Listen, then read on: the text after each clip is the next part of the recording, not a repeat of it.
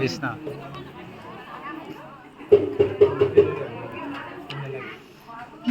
মাধব কৃষ্ণ উভম কৃষ্ণ নিগদতি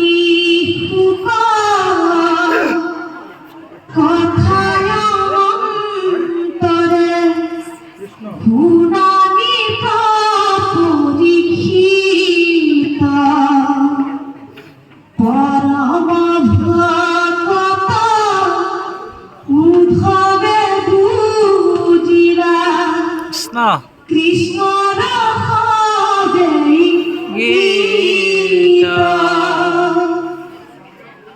দেখিবি মঙ্গল আকলিরা মনে মাধবর ভঞ্জ কাজ মূল সংসারিবা বৈকুণ্ঠে লরিবা এরিয়া রাজ হা কৃষ্ণ স্বামী বুলন্দে লুটক নয়নর পরাপরে হরিরত কুকে ইয়গনি উঠাই মনে মহামৎসরে তেজিয়ানি সাহা সাপিরন্ত পাখ হন্তাপে আকুলা ভাব বিরল প্রাণপ পরিপ্রণামিরা হিরে পরখিয়া পাওয়া কৃষ্ণর বিযুগে হিয়াগিয়ন্তগতে হুকে মকি হুকে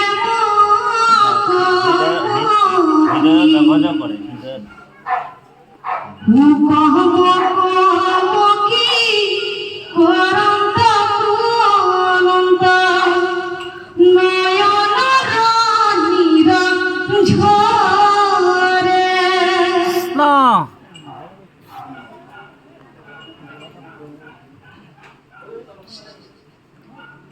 কতক্ষণে আখি মুখ মুছি পাশে উঠিয়া ভয়ামা করি কৃতাঞ্জলি ভুলিবে লাগিলা বুকে গদগদ মাত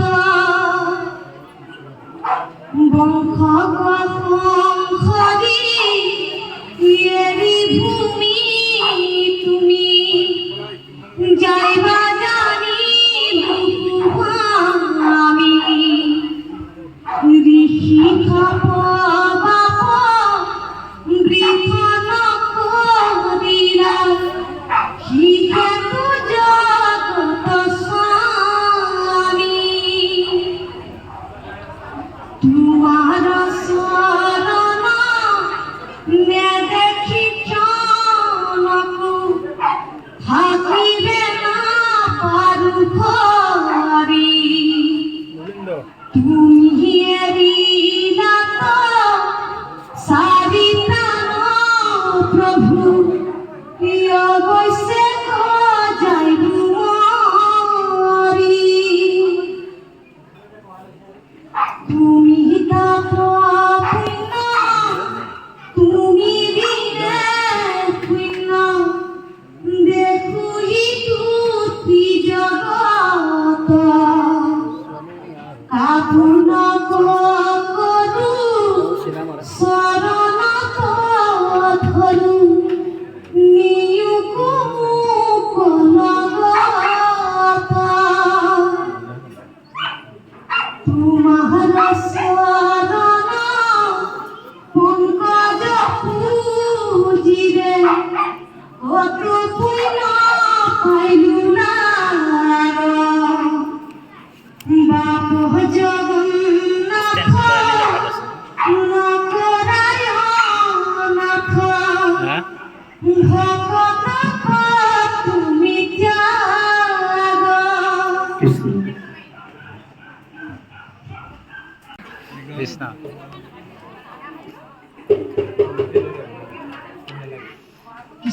মাধব এটা তো কৃষ্ণ না কৃষ্ণ উভম দুলন কৃষ্ণ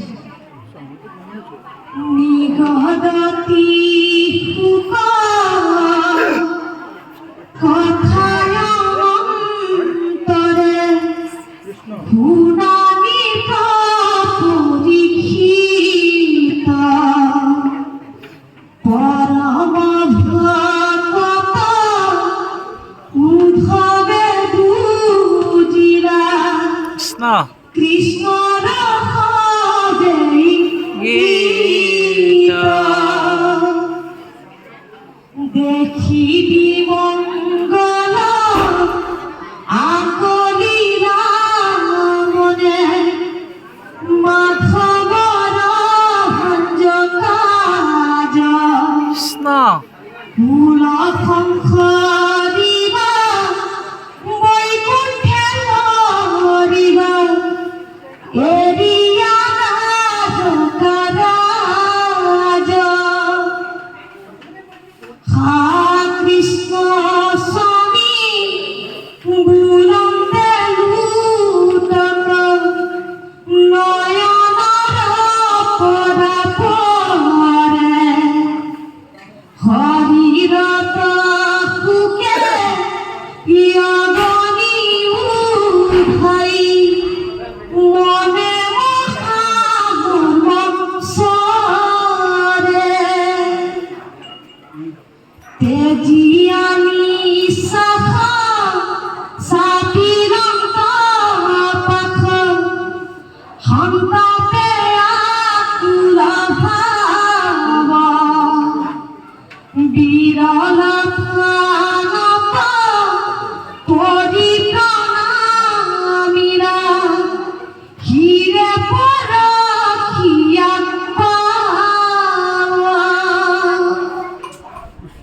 কৃষ্ণর বিযুগে ইয়াগিয়ন্তগতে হুকে মকি হুকে মকি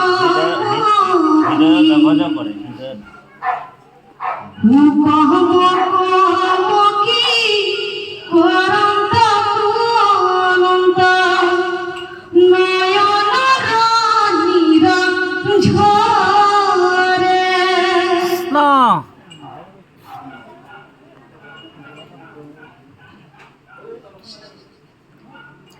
কতক্ষণে আখি মুখমুচি পাছে উঠিয়া নগয়া মাথা করি কৃতাঞ্জলি বুলিবে লাগিলা বুকে গদমাতা বংশ বংশী এৰি ভূমি তুমি যাইবা জানি আমি ঋষি খাব বাপ বৃথ নকৰিলা শিখেতু জগত স্বামী তোমাৰ চৰণ নেদেখি ক্ষণকো থাকিবে নাপাৰো ভৰি তুমি এৰিলা চাৰি প্ৰাণ প্ৰভু প্ৰিয় গৈছে গজাই মৰি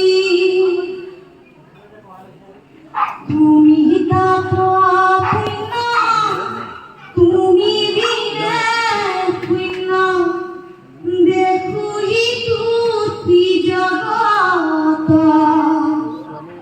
কাপুন কৰো শৰণ ধৰো নিয়োগ লগত তোমাৰ শৰণ পংকজ পূজিৰে অত পুণ্য পাইলো না বাপ জগন্নাথ নকৰায় নাথ ভকত তুমি ত্যাগ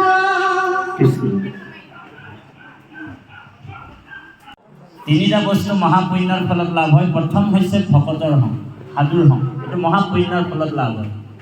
কোটি কোটি জন্মৰ যাৰ পুণ্য পূৰ্বতে সঞ্চিত পুণ্যৰ ফলত ভকতৰ হং হয়। জন্মান্তৰে ভাবিলে পুণ্যম তদা ভাগৱত লাভে, এইটো সংস্কৃত শ্লোকত কৈছে।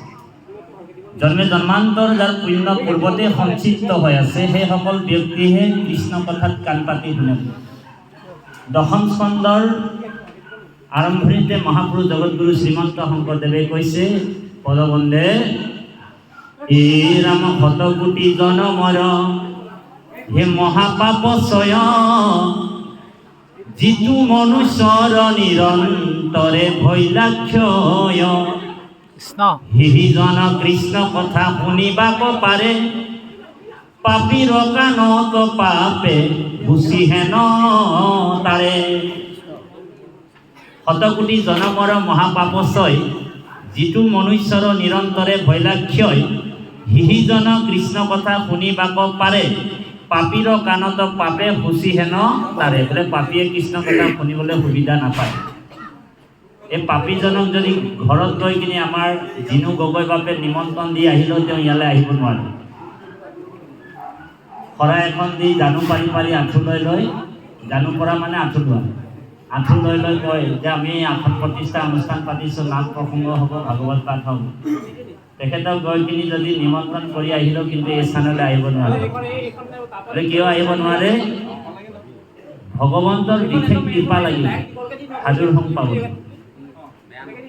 আপোনালোক আমি ভাবিছোঁ আপোনালোক আমি নিজেই আহিছোঁ ইয়ালৈ, সেইটো মিছা কথা। কৃষ্ণই কৃপা কৰি আপোনালোকক আমাক ইয়ালৈ লৈ আনিলে। বোলে কেনেকৈ আনিলে? এতিয়া আমি নিজে নিজে ভাবি আছোঁ যে আমি চাইকেলেৰে ইয়ালৈ আহিলোঁ, খোজকাঢ়ি আহিলোঁ, বাছেৰে আহিলোঁ, হয়নে বাৰু? গাড়ীৰে আহিলোঁ, মটৰ চাইকেলেৰে আহিলোঁ। আমি নিজে অহা নাই ইয়ালৈ, ভগৱানে আমাক ইয়ালৈ লৈ আনিলে, কৃপা কৰি লৈ আনিলে। আৰু কৃষ্ণহে কৃষ্ণ কথা শুনি আনন্দ লৈ আছে। বোলে ভাগৱত কি হয়? ভাগৱত স্বয়ং ভগৱান কৃষ্ণ হয়। বুজি পাইছেনে কথা? ভগৱন্তৰ নাম ৰূপ লীলা আৰু ধাম এই চাৰিটা বস্তু ভগৱন্ত স্বয়ং ভগৱানে হয়। যেই নাম সেই হৰি বুলি কৈছে, হয়নে বাৰু?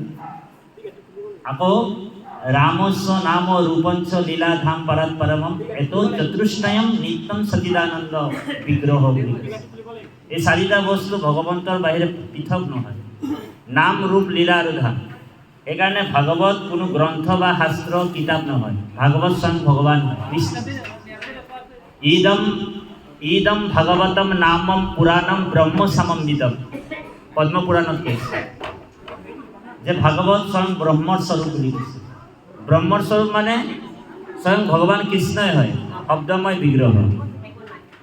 যেতিয়া উদ্ধৱ মহন্তই প্ৰশ্ন কৰিছিলে প্ৰভু ভগৱন্তক, আজিৰ পৰা 5200 বছৰৰ আগৰ ঘটনা, কলিযুগ আৰম্ভণি হোৱাই নাই, তাৰ আগতে প্ৰভু ভগৱন্ত এই ধৰাধাম ত্যাগ কৰি বৈকুণ্ঠলৈ যাবৰ আগমুহূৰ্তত উদ্ধৱ মহন্তক লগ পালে। উদ্ধৱ মহন্তই কৃষ্ণ শ্ৰীচৰণ কমলত থাপ মাৰি ধৰি ল'লে আৰু বিলাপ কৰিবলৈ আৰম্ভ কৰিছে, প্ৰভু আপুনি এতিয়া যাব, আমি গম পালোঁ, গতিকে মই তোমাৰ অবিহনে কেনেকৈ থাকিম। এই কথাবিলাকে ইয়াত বিলাপ কৰি আছে। নিগদতি সুখ কথা অনন্তৰে শুনা নিৰ্প পৰীক্ষিত, পৰম ভকত উদ্ধৱে বুজিলা কৃষ্ণৰ হবে ইংগিত। ভগৱন্ত পুৰুষে তিনিটা মহান আঁচনি লৈ এই পৃথিৱীলৈ নামি আহে, অৱতাৰ হয়। এই তিনিটা আঁচনি, মহান আঁচনি হৈছে দুষ্টক দমন, শান্তক পালন আৰু ধৰ্ম সংস্থাপন। যদা যদৈস্য ধৰ্মস্য ক্ষয়ো বৃদ্ধিস্য পাপো মনঃ তদা তু ভগৱান ঈশো আত্মনম সৃজন্তে হৰি। ভগৱন্ত নিজকে নিজে সৃষ্টি কৰি লয়। সেইকাৰণে পৰম দুৰ্বৈধ্য আত্মতত্ত্ব তাৰ জ্ঞান অৰ্থে হৰিযত লীলা অৱতাৰ ধৰা অসংখ্যাত। ভগৱন্ত ভকতৰ কাৰণে, ভকতৰ অনুগ্ৰহৰ কাৰণে কৃষ্ণ অৱতাৰ হয়। ভগৱন্তৰ কিন্তু জন্ম আৰু মৃত্যু নাই। নাহি জন্ম তোমাৰো তথাপি জন্ম ধৰা, হৈ জন্মে জীৱেৰো জন্ম দূৰ। যদি ভগৱন্তৰ জন্ম মৃত্যু নাই, কিন্তু ভকতে যেতিয়া ৰিকুৱেষ্ট কৰে, অনুৰোধ কৰে, মই মাজে মাজে আদিবাসী ভাষাটো লগাই দিম, বেয়া পাব নেকি আপোনালোকে? আপোনালোকৰ পাৰ্মিশ্যনটো লৈ লৈছোঁ, কাৰণ আমাৰ উপাধিটো চাই গম পাই গ'ল যে জাতিবাদ কণা মুছলি মানুহ বুলি। হৰি, গতিকে মাজে মাজে অকণমান আদিবাসী ভাষাটো লগাম। তেনেহ'লে নৱম স্কন্ধ ভাগৱতত অকল বংশাৱলী আছে, সূৰ্য বংশ আৰু চন্দ্ৰ বংশ, এনেকুৱা ঢেৰ বংশৰ কথা আছে। তাতেই বংশৰ কথাবিলাক পাই যাবা বুলি কওঁ, উপায় নাই। এটা জেগাততো আৰু আচৰিত প্ৰশ্ন এটা কৰিলে, বোলে প্ৰশ্নটো এনেকৈ কৰিলে, বোলে তাতিবাপ আপুনি ভাগৱতৰ কথা কয়, ৰামায়ণৰ কথা কয়, বোলে এটা প্ৰশ্ন আছে আমাৰ ফালৰ পৰা। বোলে কি প্ৰশ্ন? প্ৰশ্ন বুলি ক'লে অকণমান ভয়ো লাগে। প্ৰশ্নটো এনেকৈ ক'লে যে এটা কথা কয়, প্ৰশ্ন এটা, ৰামায়ণ পঢ়িছে বোলে? পঢ়িছে। বোলে প্ৰশ্নটো এইটোৱে, আপুনি কওকচোন, বোলে যেতিয়া হনুমান বোলে লংকাত জুই লগাইছিলে, ৰাৱণৰ লংকা, তেতিয়া হনুমানৰ নেঙুৰটোত বোলে কোনজন অসুৰে বোলে জুচলাই কাটি মাৰি দিছিল? সেই অসুৰটোৰ নামটো ক'ব লাগে বোলে। হৰি, এনেকুৱা ডেঞ্জাৰ প্ৰশ্ন। ৰাৱণে বোলে এবাৰ বোলে ৰাৱণৰ লংকাটো হনুমানে জুই লগাই দিলে, আৰু জুইটো লগালে, যিজন বোলে ৰাক্ষসে হনুমানৰ নেগুৰটোত জুচলাই খাটি মাৰিছিলে, সেই ৰাক্ষসটোৰ নামটো আপুনি ক'ব লাগে। মইতো আচৰিত হৈ গ'লোঁ, কি ৰকম মানুহ ৰে। প্ৰশ্ন সাংঘাতিক আহিছে। প্ৰশ্ন ৰজা পৰীক্ষিতৰ নিচিনা আহিব লাগে।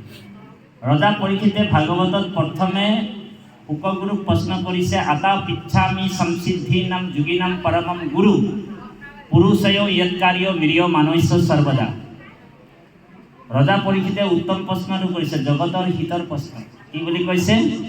তোমাৰ চৰণে মৰণ সময়ে পুছুহু প্ৰভু সাম্প্ৰত, ম্ৰিয়মান লোক সদায় কি কৰ্ম কৰিবে ইটো লোকত, কাহাক শুনিবে কাহাক স্মৰিবে, কাহাক জপিবে লোক, ভজিবাৰ যোগ্য কোননো দেৱতা কহিও মোক সত্তৰে।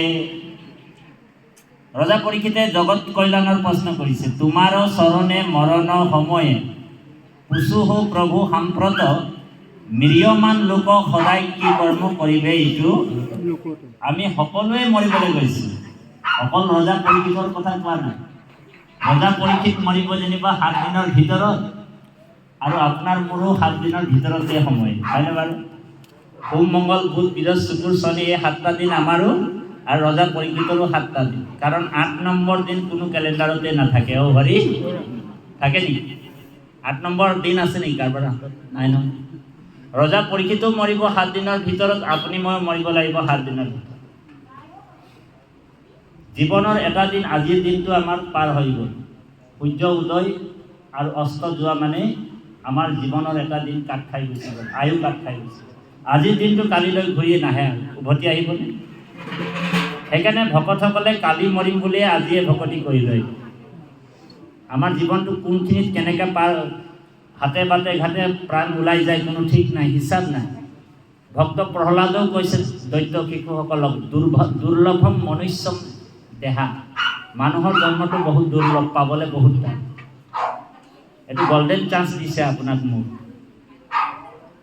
দুৰ্লভম মনুষ্যম দেহা তদপি অৰ্ধুৱম অৰ্থদম।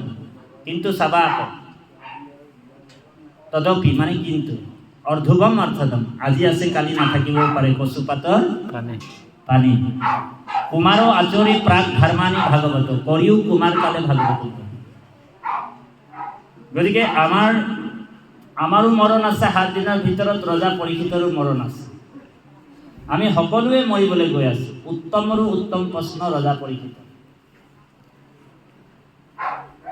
আৰু সেইমতে ৰজা পৰীক্ষিতক শুকগুৰুৱে প্ৰশ্নটোৰ উত্তৰ দিছে যে তুমি 7 দিনৰ ভিতৰত মৰিবা, তোমাক মই 2 দণ্ডতে গতি দিব পৰা এটা ব্যৱস্থা কৰিম। সেই ব্যৱস্থাটো কি? 1 দণ্ডত 24 মিনিট, 2 দণ্ডত 48 মিনিট। ৰজা পৰীক্ষিতক কৈছে যে তুমিতো 7 দিন সময় আছে, তোমাক মই যিজন পৰমাত্মা ভগৱন্তৰ কথা শুনাম,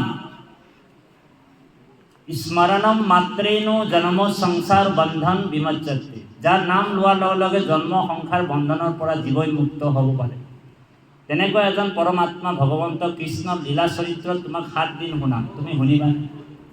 ৰজা পৰীক্ষিতে কৈছে যে ইমান ডাঙৰ অফাৰ আহিলে কোনে এৰি দিব, হয় নে বাৰু? গতিকে কৃপালু বাপা হেমস্ত, আপুনি মই সকলোৱে মৰিবলৈ গৈ আছে।